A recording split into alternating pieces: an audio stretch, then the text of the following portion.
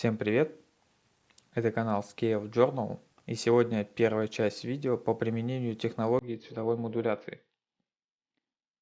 Первым делом я подготовил все к покраске. Малярной лентой закрыл от попадания краски внутреннюю часть башни, а также место крепления орудия и триплексы. На корпусе заклеил места крепления катков. И закрепил на держателях детали и фигурки танкистов, которые требуют отдельной покраски.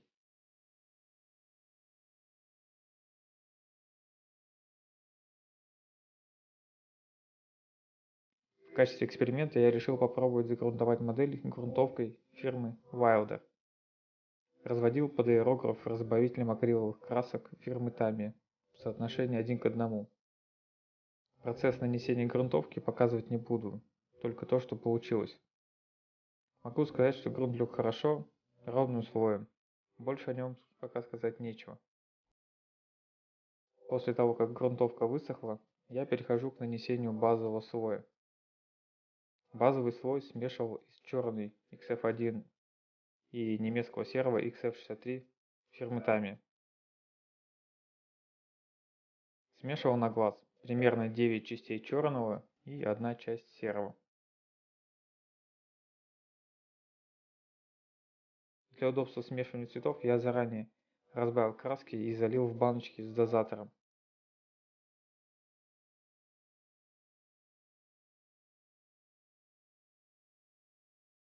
Опять же, смысла показывать нанесение базового слоя нет, поэтому я покажу только фотографии уже окрашенной модели.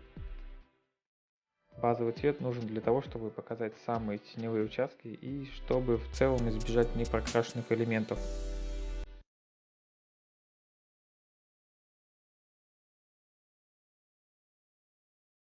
Ну а теперь самое интересное, то что я еще ни разу не делал. Цветовая модуляция. Первый слой высветления.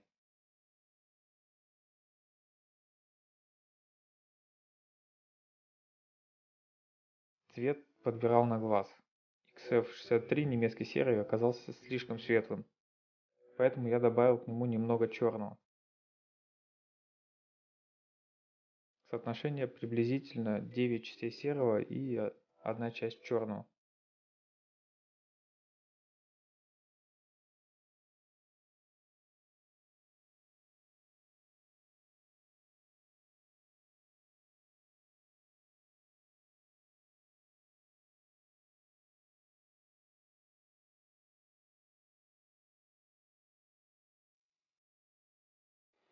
Но перед тем, как приступать к окраске, я закрыл лишние элементы.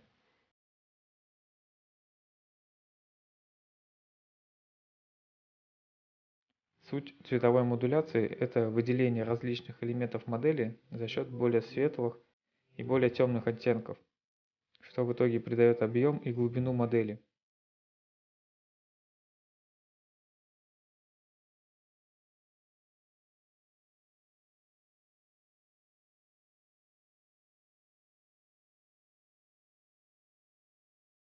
Наносить краску надо легкими полупрозрачными слоями. Не надо пытаться покрасить за один заход. Тут важна аккуратность для получения плавных переходов.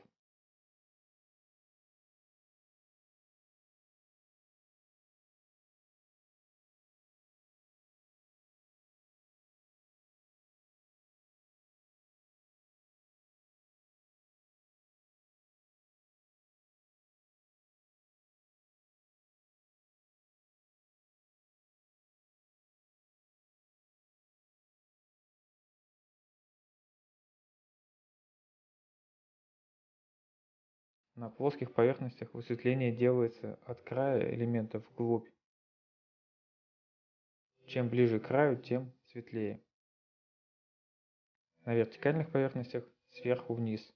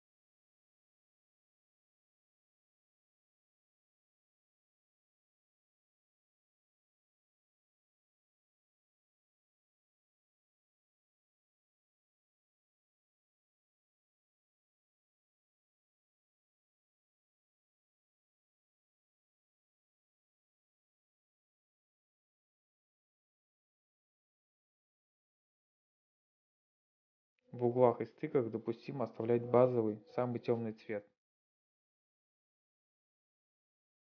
Например, в таких местах, как под гусеничной полкой. Это создает искусственную глубину тени.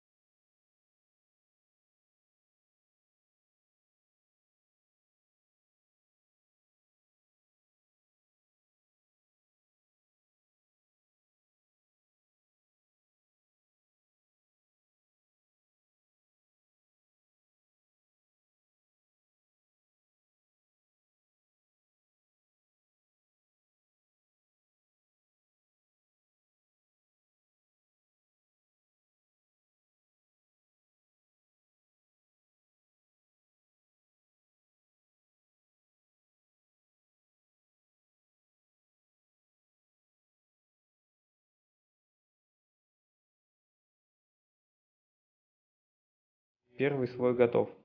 Уже видны небольшие плавные переходы, но этого мало. Впереди еще 3 слоя высветления. 2 слоя будет нанесено аэрографом и 1 кистью.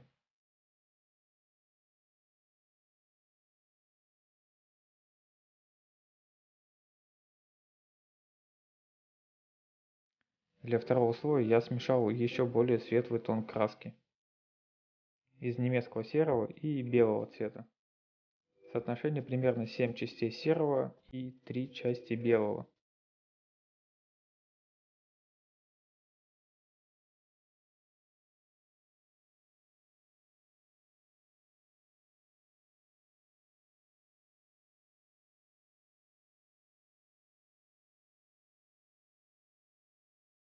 Каждый новый слой требует большей аккуратности.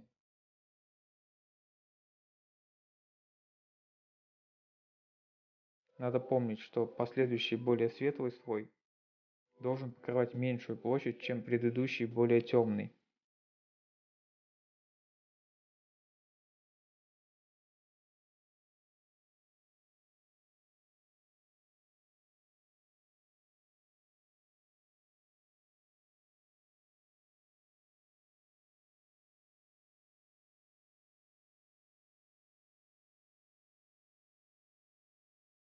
Акрил Тами сохнет очень быстро, поэтому нанесение масок на краску допустимо практически сразу после покраски.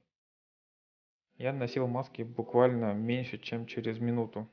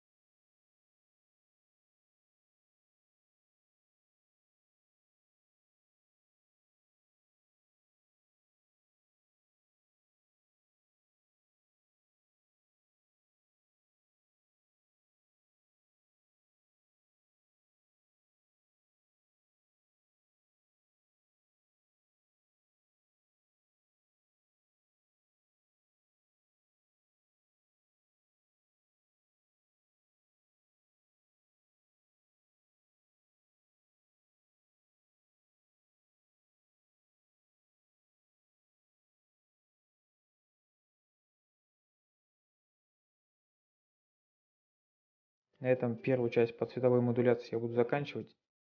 Материал по второй части уже снят, но находится в процессе монтажа. Я постараюсь выпустить вторую серию в течение ближайших 2-3 дней.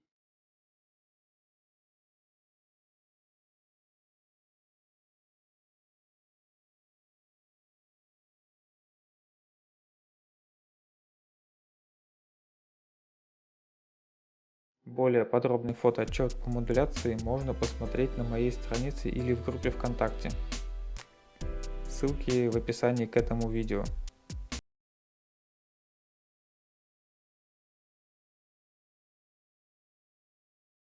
На этом все. Спасибо за просмотр.